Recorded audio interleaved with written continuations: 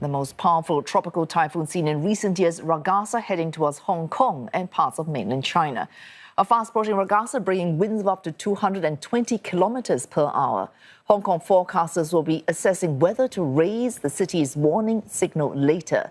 It's currently under T8 alert, that is the third highest level in Hong Kong's system. Shops and houses have been barricaded, windows and glass doors also taped shut.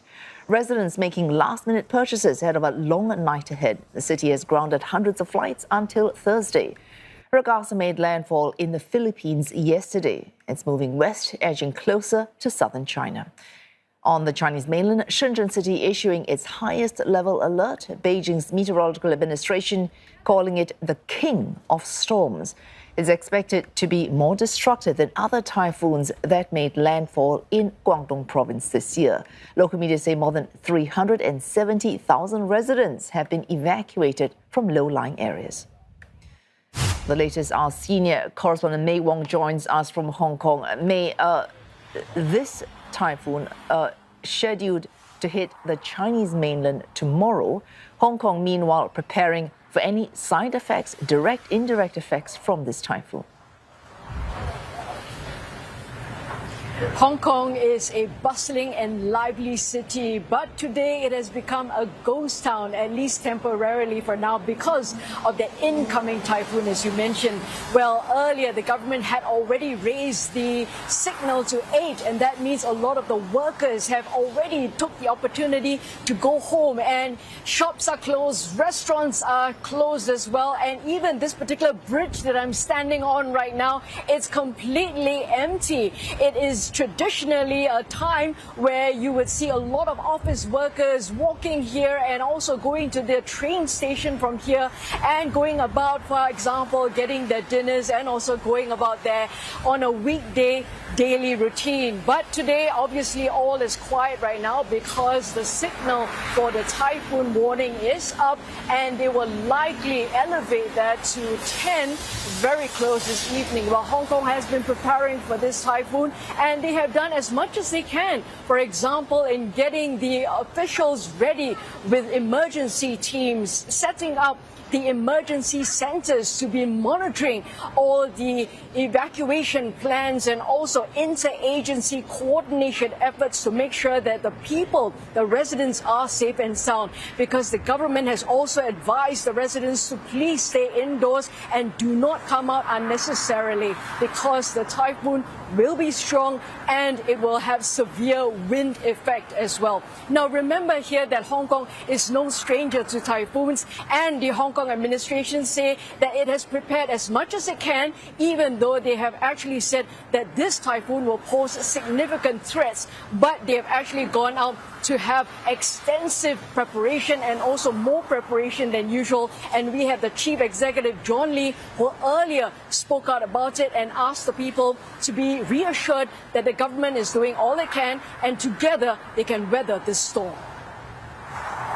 While the forces of nature may test our resolve, let there be no doubt the Hong Kong SAR is going all out and making preparations all round with widened safety margins and heightened readiness. We shall brave the storms with resilience, determination, and unity. Oh, May, of course, that's Hong Kong's leader. To Hong Kong's west, the much smaller fellow SAR, that's Macau, across the estuary. How is Macau preparing? Presumably, it will also feel some effect from this typhoon. Macau has also been making preparations and working together, coordinating with the Hong Kong administration as well, sharing information and knowledge. Well, Macau right now is also under Signal 8 and also may consider raising it depending on how they're monitoring the severity of the typhoon Ragasa. And at Signal 8 right now, I can tell you they have shut down all the casinos. Remember here that Macau is a casino town, and therefore they have gone ahead to actually take this very bold move in order to ensure safety in that city. And there are about 30 casinos right now which are not operational, and obviously the administration in Macau will decide when they will actually lift that stoppage in terms of allowing the casinos to reopen again. Some of the other measures that they have, obviously the Macau International Airport has also grounded flights. About 100 flights have already been grounded. Ferry services between Hong Kong and Macau completely suspended. The Hong Kong-Zhuhai Macau cross bridge also stopped at this point in time. No traffic allowed. And one other final point is also the fact that the Macau administration has been preparing the residents as well over there, and they said that potentially they will have to go into a power shutdown in order to make sure that they keep the residents safe. Well, thanks. That's CNA's senior correspondent Mei Wong reporting live there from Hong Kong. And CNA's Deborah Wong explained what authorities are doing on the Chinese mainland. I think what's immediately clear is just how seriously authorities are taking this storm. Take Guangdong, for instance. It has shut down many megacities in this province. And here where I am in Shenzhen, the stop work order at 2 p.m. is a pretty rare occurrence, because in the last couple of typhoons, when Hong Kong had T8, T10, that highest level of typhoon, people stopped going to work there, but people continue to work in Shenzhen, going to offices. And that's also because locals are saying that there is a workhorse culture in Shenzhen. People were told to vacate premises, and that is different this time. And also the last time there was a suspension on this scale was in 2023 when Super Typhoon Ragasa hit the region, causing extensive damage. We also saw that same damage happening in 2018 with Super Typhoon Mangkhut. And ahead of this particular typhoon, Guangdong evacuated about 400,000 people from low-lying coastal areas.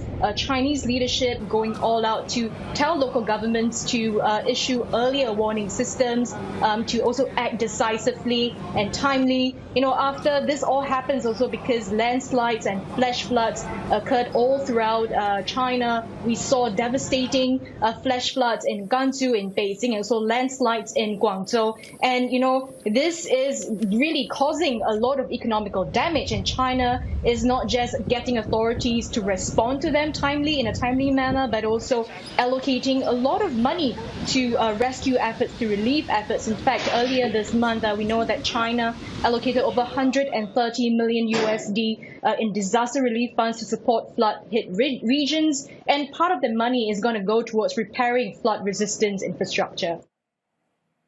Taiwan may have seen the worst of Typhoon Ragasa, the Central Weather Administration lifting land warnings this morning.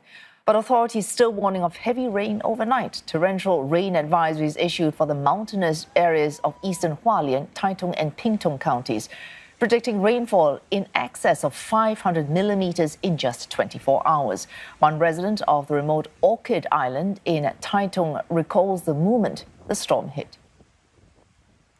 我其实现在已经再次鸡皮疙瘩，因为昨天真的很恐怖，昨天的样子真的很像世界末日，我只能这样讲，就是感觉随时那个浪都会爬到我们面前，我已经来不及逃走。